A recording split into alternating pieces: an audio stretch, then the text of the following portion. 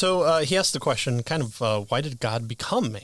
And so it says, it's been noted a number of times that once that one of the virtues of a worldview can exhibit is coherence, so that it kind of is internally consistent, kind of among itself. All the ideas fit together. Right. Of thing, yeah. So it's one of the reasons Without why contradiction. That's right. We don't just take out a piece, because the whole informs each other's kind of truth claims as well. So yes, you can talk about things individually, but to remove it completely from it, and like when you're talking about, oh well, God is love, right? But so when he judges you, that means he's not love. No, it's the entirety of the picture that has to speak to it. You can talk about God's love, but you can also talk about God's love in his relationship to grace or judgment or what have you. So yes, because he's also just, right? Mm-hmm. He's also holy and righteous. Right? So more think about not taking a slice out, but focusing in.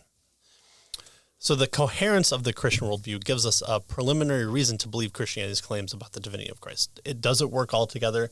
Let's kind of look at the worldview impact as far as does it make sense internally amongst itself. And so that's what Christians and presuppositionalists like ourselves invite people to do, is look internally at whether or not both sides are being consistent. And this is what we would present as a coherent, consistent worldview that we want people to take on and see what would that mean if this was the case. Yeah. So if this worldview is indeed true and it's consistent, right? It's then what are the various aspects of it, and why? How does Jesus' divinity, the fact that he's God, fits into that? Right? Mm-hmm. And so he suggests that if it's reasonable to believe that there's a transcendent, holy, personal God, it's also reasonable to believe, we're under his judgment because he's holy and righteous, right? And we're sinners. But because God's goodness includes compassion and mercy, so again, as you mentioned, we kind of look at the whole aspect of God, not just some, portion of it. So his goodness includes compassion and mercy as well as holiness and justice. It's reasonable to believe that God has provided some way for us to escape the terrifying prospect of divine judgment, right? He is, compassionate and merciful and loving, but he's also holy and just. We're sinners, and so sin, this rebellion against God, and therefore unholiness, has to be dealt with, or he's not just. Right. And so, how do we get delivered? Well, that deliverance would require some kind of way to reconcile us, together with God, right? It's called atonement, right? And he uses that word.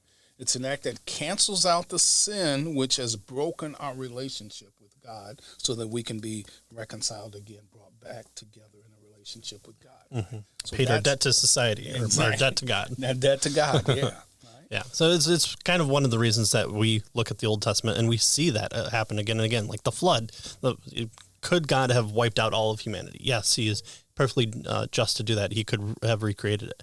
But why doesn't he? Well, he doesn't because he wants to redeem, and he knows that the evil of the world will rise up once again, but it's showing the gravity of the situation where he wipes out all but essentially 8 people within this family structure, and then he builds the world up from it again. So there's his mercy and compassion again of wanting to save his original creation, not just starting over from scratch. Good. Yeah.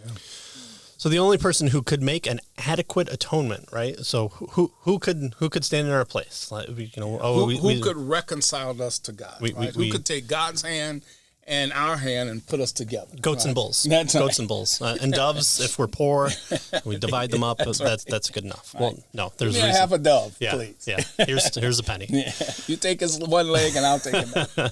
So who would be the person who is both human and divine that could bridge that gap? That could be, and it couldn't even be half and half, right? That's an important point or a mixture of certain qualities, but both fully human and fully divine.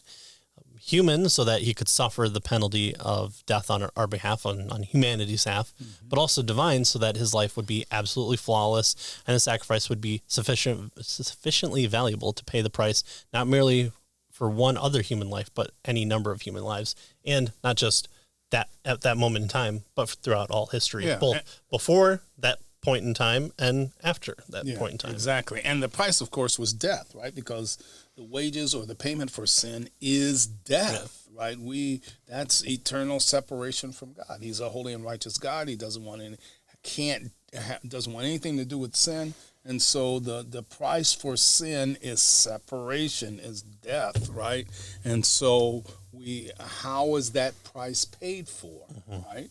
And of course, that's how we get to Jesus, right? The problem of human sin requires a solution that fits this problem.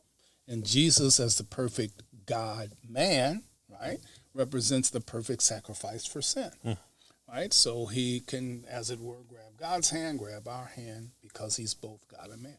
And so he tells us that we can see that what Christianity claims about the basic human problem, our sinfulness, our separation from God, the deservedness of our death, right? And of what it claims about Jesus as the solution to that problem kind of go hand in hand together. That's what he tells us. Right? And so Jesus solves that problem. Who Jesus is in terms of being both God and man solves the human problem of sin and death that we have. Right. And pointing back to kind of the last chapter where we came from, where we talked about, well, why not Judaism? Well, Judaism still has this Messiah that's still waiting. And it seems like after the Second Temple's destroyed in AD 70, fall of Jerusalem, they kind of have changed or responded differently to the messianic claims and kind of attributed it to themselves in some capacity. And then with Islam, well, okay, God's able to save you if your good deeds outweigh your bad deeds, but where's the justice? Right. So you're just... Or he can arbitrarily save you, period. Right. Or not. Or arbitrarily. Not. Right. Yeah. So there's, again, the coherency of the system.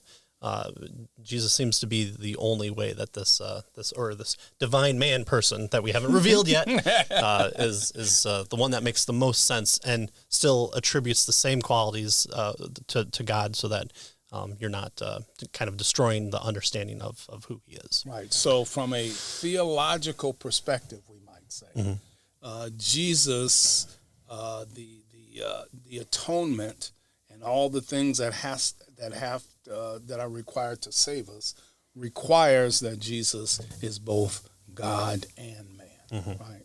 That's kind of the point he's trying to make here.